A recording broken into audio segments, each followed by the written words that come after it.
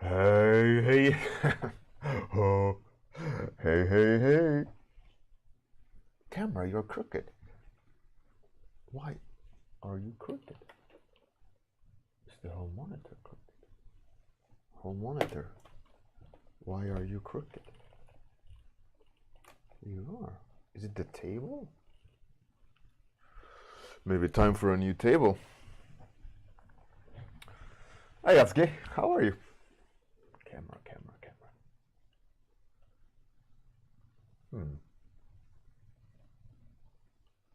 Touch tilt. Normal. Touch tilt. Normal. I'll leave it. It's not going to change really. Alright, so today I want to experiment with colors. I'm going to see. I had this idea about like putting down a foundation that's normal, what you would assume is normal, and then go crazy with all the colors, so the colors are extreme, and then paint it normal, within to the normal range again. What I mean is like you set up the relationship between the colors, right? And then exaggerate them. What I always find myself doing, which I want to experiment with today, is, or not to, what I find myself to do other days is set the foundation safe and then add extremes to the foundation. So I want to see what the opposite does. I assume, oh man, the whole thing is crooked. Why is it so crooked? Is it the table that's dipping that much? I need to fix that. That's annoying. Hey, Dr. Sheldon Gray, Captain Pausa, the man with the name. Yeah, so I want to see where that goes. If the result is different, so I suspect it not to be different. Hey, Vika Yarova. Hey, you're new. Good morning. How's it going? Welcome. So that's what I'm going to try. I'm going to try to like lay the foundation, relationship between the colors and the palette, you know, like hue variations and so on, and then boost the shit out of it, and then reduce it. And when I'm laying down the foundation, I'm going to try to be extreme to my best of my abilities. It's going to be weird. It's going to be really strange to go more or less full saturation. But we'll see. We'll see where it goes. I think it can be interesting. I think it can be different. And one thing I know will happen is that I'm going to need to adjust it afterwards. That's for sure. Because this is the first time really trying it, and it can be garish quite easily. I'm quite sure of it. Garish means loud, you know, like jarring with saturation. So we'll see where that goes. I think it can be cool. I'm gonna do just some random portrait. Or some random. Maybe I should figure out what to draw first. Oh, I'm still in Mordhau? Oh shit. Let me change that. I'm not playing Mordhau.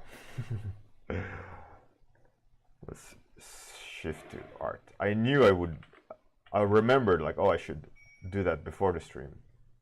And of course, I didn't.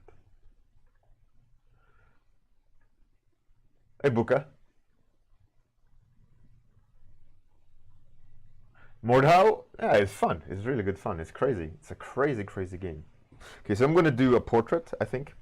Will be the easiest. We'll see we'll see where it leads. I'm gonna try. Yeah, I mean the problem with portraits is that I'm gonna need to be accurate. But we'll see. Let's see. You know, accurate as in portraits. Okay. Okay. I'm going to experiment also with an approach, different approach to see. I played around with it yesterday on the ninja topic, but the result was really bad. But what I want to do is I want to early on like define the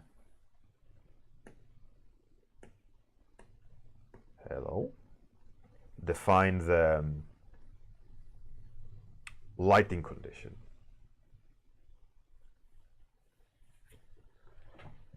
Hey Zelin, how's it going? So now I kind of know the scope I can move, right?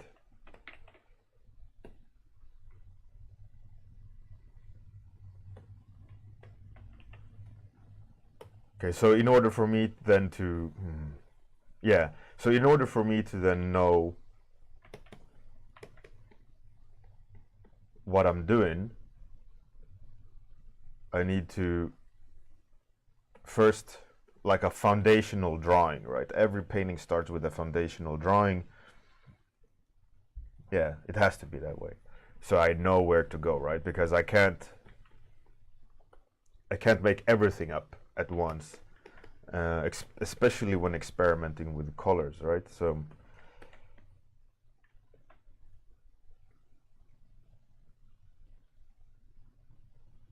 yeah. Let's see where this goes.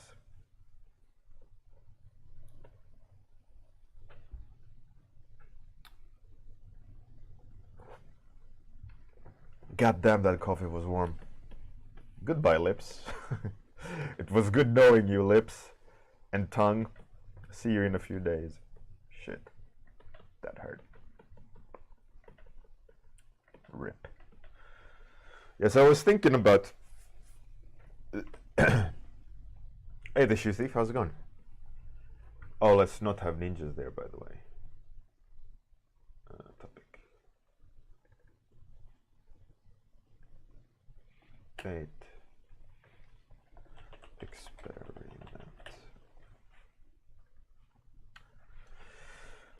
Yeah, so I was thinking about the topic yesterday, about the art direction, and kind of trying to hold the line, hold the line of art direction for yourself, like in your own project, and trying to understand that. And I think there, like I said, there is not one singular thing that you can do, but there's multiple things that you have to do, right? So one thing I know I can discuss, for example, is I art directed a CG trailer, and because there's hundreds of people involved in those trailers, making all the assets and the direction and so on. And when you're art directing, you don't need to worry about certain elements, which I think is interesting. It's like you don't need to worry about sound, you don't need to worry about the cinematography usually, because that's the director, right? But you also have to have input on it and discuss it and so on and so on and so on. But what you're doing in those instances is you're compartmentalizing your kind of expertise into texture, materials, light, color, models, accuracy, all these things, right? So when you're art directing those kind of things, you have to understand. Let's roll up the sleeves. Here we go. You have to understand. Okay, I'm sorry. I'm going to continue the point. I think I need to, if I'm going to go crazy, let's use an overlay. burn colors into the foundation that I put down. All right, let's try. Yeah, so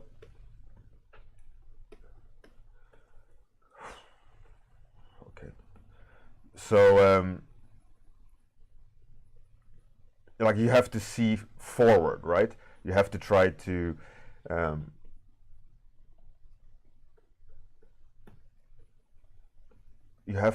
manage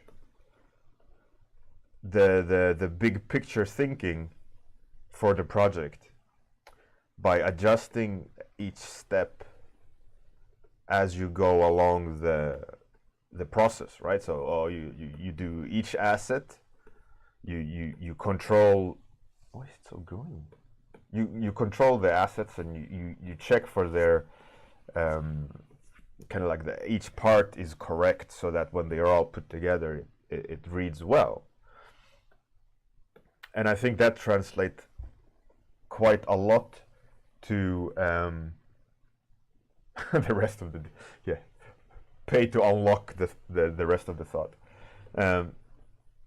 So you make sure that everything is coherent, right? And each step of the process you control and maintain, and give feedback where feedback is needed. Like, oh yeah, the texture isn't correct. There's not enough value separation, and so on and so on and so on. And like I said, I think that translates directly to each artist. When you're self-art directing yourself in a whatever project you're doing, be it personal illustration or your own IP you're developing. So like, let's say you're developing your own IP, and even more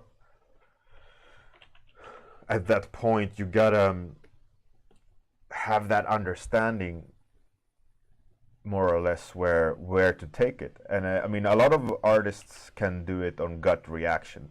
They just have that understanding of their own project, where they want to take it, because they have given it a lot of thought. They know in clarity the style they want to go in, the direction they want to take it. It could even be done subconsciously. But if you want to do it, for example, if you're doing it as a profession, you need to understand the process. You need to understand how you take it, or where to take it, right? And a big part of it, I think we're going to go back to another rant on another warm-up about being able to give feedback. And that the culture, a lot of people have stopped the culture of giving strangers feedback on their art. There was Derbard had a comment about maybe not everyone wants to advertise or have negative comments on their art in a public space, that it's bad for clients.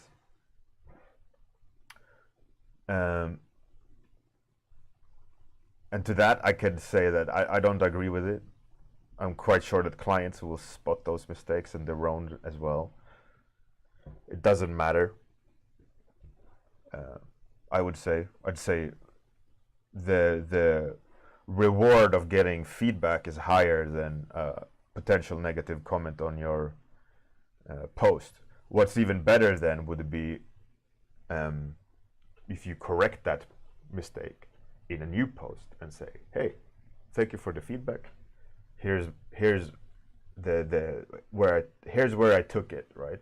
Maybe you don't need to necessarily stay true to that feedback, but if a client is looking to hire someone, they would love also to see that you're dynamic, and being able to adjust to the art direction that they have in mind, which again now goes back to that point I was trying to make about feedback. And when you look at your own work, if you're used to breaking it down according to your taste or coherency in the piece, and so on, and that you can go in this world, art direction world, I want, the textures to, actually, no, wait. That needs a bit, again, there's not a clear answer in this. You have to go back again, like I talked about it yesterday, about there's many steps and there's checklists and so on. I think when art directing your own piece or art directing your own project, art directing yourself, you have to almost define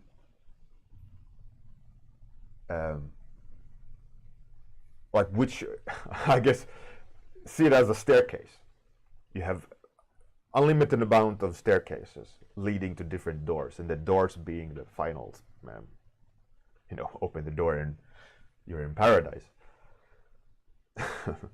Each step, in order to reach that door, each project have different amount of steps. Hey, Iglesias, right? So maybe a very simple problem, a very simple art direction is just 2 steps. Bright colors and fun. You tick those boxes, boom, you're done, right? You reach the door. And that's usually just for one image, right? Then if you do the second image in the same world, with the same characters, but in a different situation, and if they vary too much in between each of themselves, because they are part of the same series, of the same existence, right? And if they vary too much, then there is incoherency, right? The characters look weird, or the texture treatment is different, but yet maybe you don't understand what the difference is, so you need to define it by adding a step to that staircase, right? So maybe what you notice the biggest difference is, the clarity of the shadows are different in both pieces.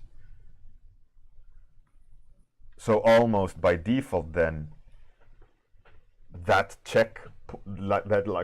item on the checklist becomes a piece of the art direction, right? Or make sure that the texture treatment is the same in between pieces.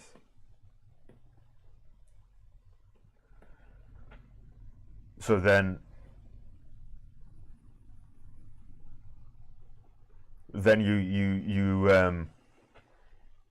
not yellow up here. So then you have, okay, now the texture feels right, but the characters are not the same, even though it's the same characters, because you don't really know what they look like, or you made them up. But they still need to be coherent in between each painting, so then that becomes another step on the staircase, right? Characters needs to be coherent. Those kind of things are very defined and directional. From this point to that point, we can clearly see the route you need to take. But then take yourself as an artist, and if you were just flailing around trying to figure out art, it's a pretty good way of learning it by doing, right? And a lot of people learn on the job, and that's great. What you also need to remember is when you're experimenting, you're also doing what you kind of like to do. And early on, it's hard to define what you like and don't like until you see it, right?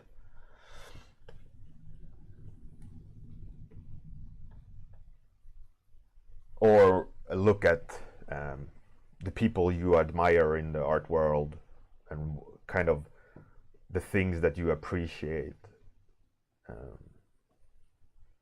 and it'll help define what you enjoy looking at, right?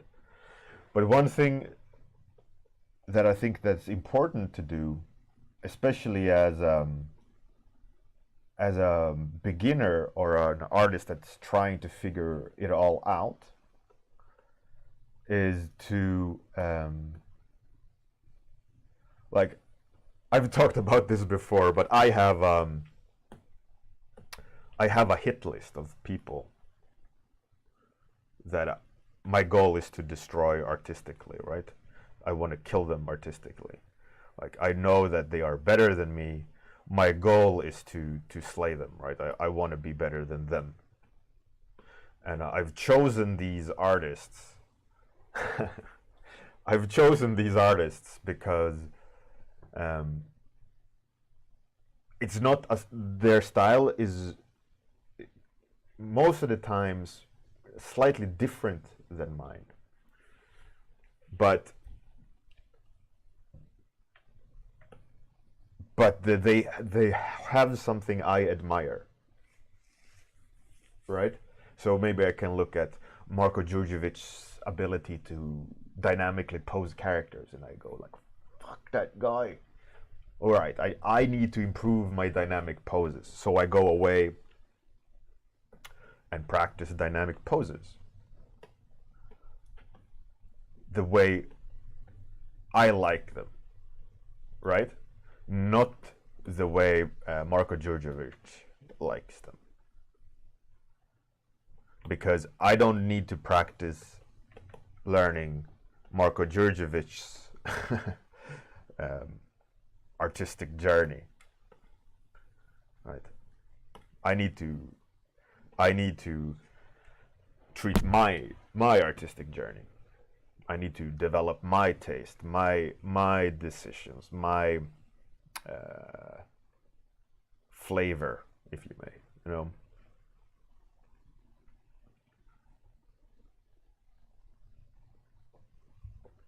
This is madness in colors.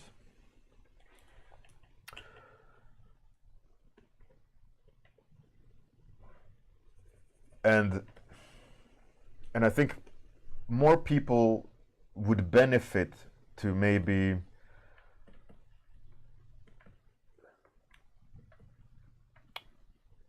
I used to do every year, I used to have again, like a checklist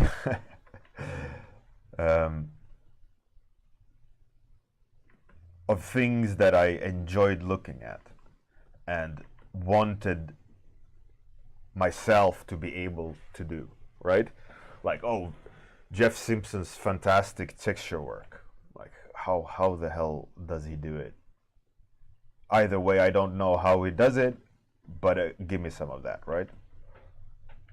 So I know that that's always is in the back of my head of something I absolutely appreciate looking at. And knowing that if I could have expressive textures in my personal art style, that is something that would make me happy, right? So that's something I consciously been thinking about as being my own personal art direction. You know, like, that's one element, one step in the staircase towards my goal. And like, if you art direct a project, each staircase is different, right? There's different elements, and you have to when you're approached by the client saying, please art direct our project for this world, you are already being handed a couple of steps, but it's a broken staircase. There's not all the steps present, but they say these are the steps that need to be there, kind of. And you need to figure out how to get to that point at certain quality, right? So it's the same. You can directly relate that to your own style, but your own style, no one is handing you the direction, but you. So what you got to keep in mind as you're experimenting and evolving is like where is the end goal? Somewhat, you know, where do you want to go? What do you love doing? What's the style you want to end up with? In, you know, ballpark wise, is it going to be line art? Yes, no. Is it going to be painterly? If line art, then what kind of line art, roughly?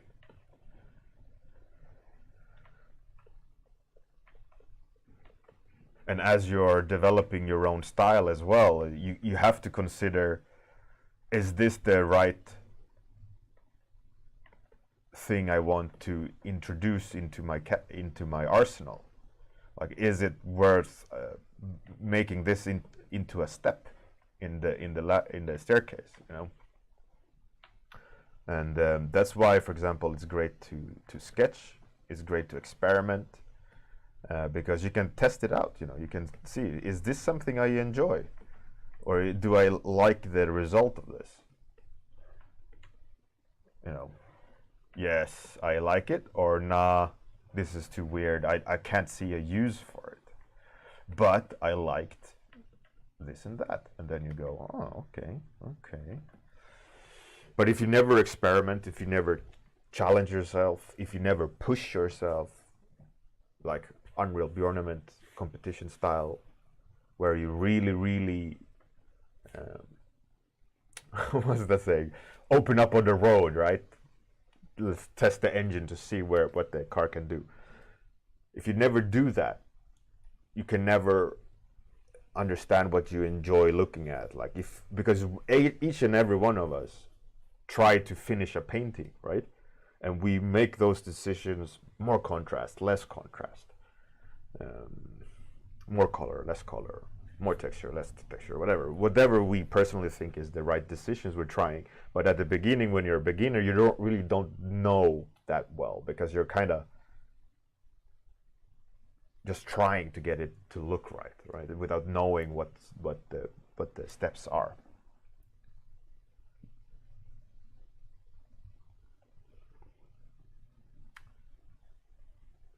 Hey Nareda, welcome. Abuka. I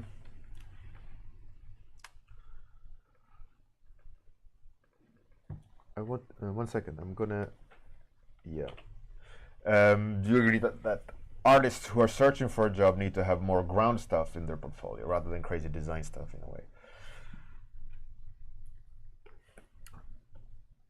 Well, as a person who hire artists, I can tell you that I don't have any use to look at someone who has like foundation stuff in their portfolio. You know, like, here's a rendered sphere. It's like, oh, great, good for you. Keep it up, but I have no use for it, right?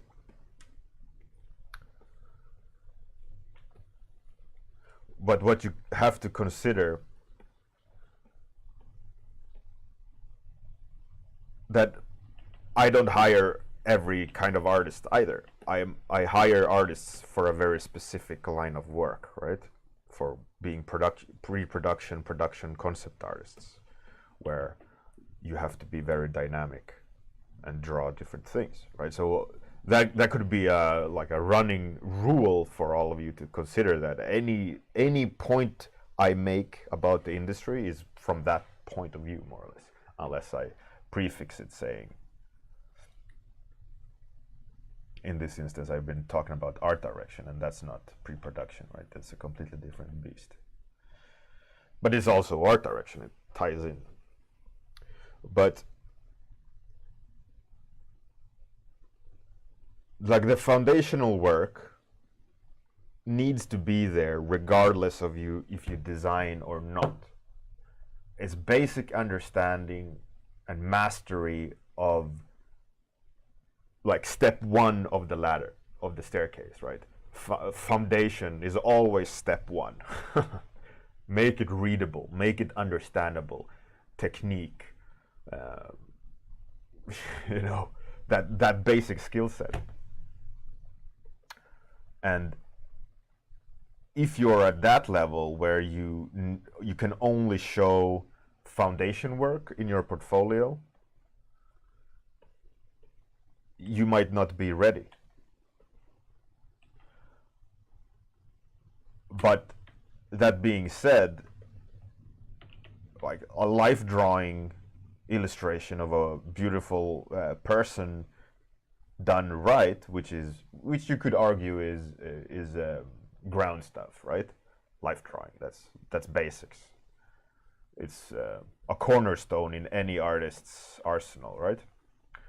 You could say that is foundation work, but that's also beautiful. If it's done correctly, it's beautiful, and you won't argue the placement of it in the portfolio because maybe it's stunning, it's striking, it engages you, or it has great brushwork or fantastic colors, and then that's fine, because that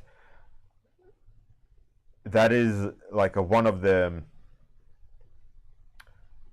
if that is one of the things you want to show in your portfolio, that is one of your skill sets to make something look great, then absolutely it should be in there. I mean, you can have a basic glass sphere, like foundation stuff in your portfolio, and if it looks amazing, like, whoa, that is so beautifully rendered glass sphere. How did it do it, or how did she do it?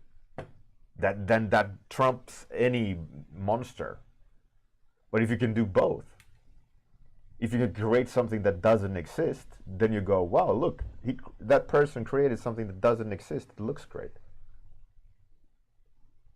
Not everyone needs that person in the industry. You know, if you're an illustrator, it doesn't really matter a lot of the times. But if you're a concept artist and your job is to create something that doesn't exist, it doesn't matter how beautiful you can render that glass sphere if you can't design an alien that lives on the outside of spaceships. Then what purpose is your rendering skills if you draw like a child draws a creature? You know.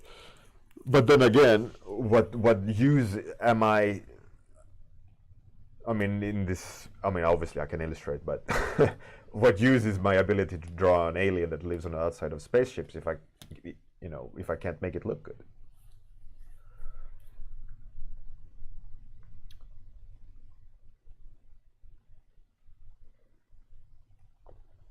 Narrator, character concept art. It depends on project, it depends on scope, it depends on client. But there is a lot of really good concept artists. Wesley Burt is one great, really good concept artist. Joshua James Shaw is also another great concept artist. Joshua works for Blur, if I'm not mistaken. Their senior concept artist, I think. Wes Burt is a freelancer for Marvel, I think.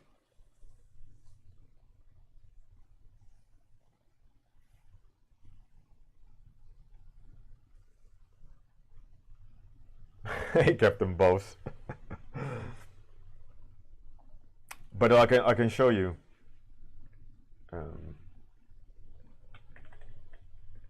Like something that people don't usually see, which is like daily stuff.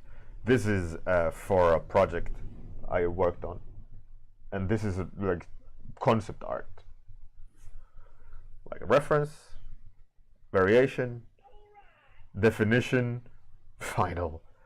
There's no glamour, right? There's no fancy render illustration. It's design and a presentation shot for people who are not artists to look at and go, yeah, we like it. And then exploration, different shapes, different combination of shapes, different decisions, all within the art direction. You know, these are the steps that the client have defined or we have defined for them, so that anything that's created sits on these steps, right? You can't go away from them. If you start changing the way you do things, then it won't fit the art direction and it will stand out. But like all of this is concept art. It's quite kind of unglamorous in that way. There's no fanciness. There's just plain old shapes and combination of values and so on. And it's very seldom you get to do massive illustrations as a concept artist. Like this is illustration, it's card art, more or less. It's not concept art. This is illustration. And these are bridging the two. You could easily say this is a concept, but it's so much effort put into the render that it's illustration. But the fact that these are done rather quickly, like a couple of hours only, you could argue it's concept art. Because you could, if you were to be the client, at any point during the sketch versus final render, ask me to change and I would change it. So in a way it would be seen as concept art. But compared to this, it's not, you know, it's those dark fantasy ones are, you know, bridging to not. And here's also concept art. Like you present an idea, variations, you also break it down to the client and draw it from different angles and if they need to see it differently, and it's about visualizing a visual problem, or defining a visual problem for them to see, oh yeah, this is what we need, this is not what we need. So that's concept art. Like here, the idea of how those eggs work. And then they go, oh yeah, we like this idea. That looks good. All right, then I'll paint it. Then it's like bridging the concept illustration just because of presentation and refining the idea.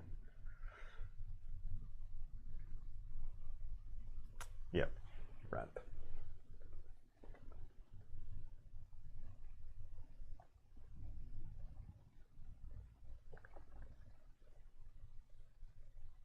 Buka, I've done a couple of hour-long stream a while back, portfolio review. Everyone could submit their portfolio. We go illustration, portfolio.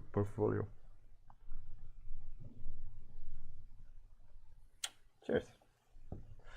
Yeah, these are just a couple of hours each. Mostly, some of them are done on stream as well. Hey Aki, how's it going? Welcome to the end of my stream. It just ended. I was experimenting with colors today as a test. It ended up extremely red, which I'm not very particularly happy with. But the goal of today was to like drag the sliders to the right, so to speak, that use a lot of saturation, to see where it would land, in the sense of I'm destroying it now. Let's leave it like that. Buka, no need to apologize. I will probably do some portfolio review at some point. Yeah, so that was part two of art directing rant. I think hopefully you guys liked it. I think I kind of clarified what I tried to say yesterday a little bit. Hopefully it made sense. It wasn't yesterday. Yesterday was about getting hired, right? Day before yesterday. Maybe. Anyways. Let's rate someone. Who's online? Pop, pop, pop.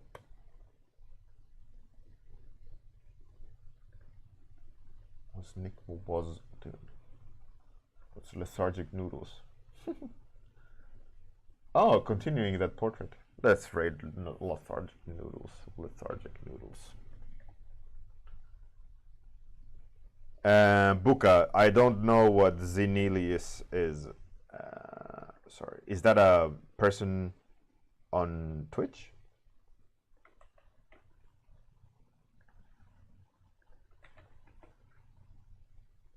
Oh.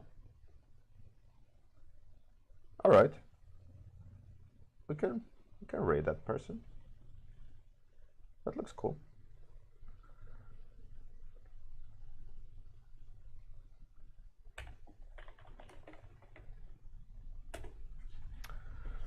So thanks everyone for joining in. Thanks for the listening in on the rant about art directing yourself. I think hopefully it was useful. Have a good night. Have a great day. See you tomorrow morning with the results of the Unreal Bjorn round 3. Oh Jesus!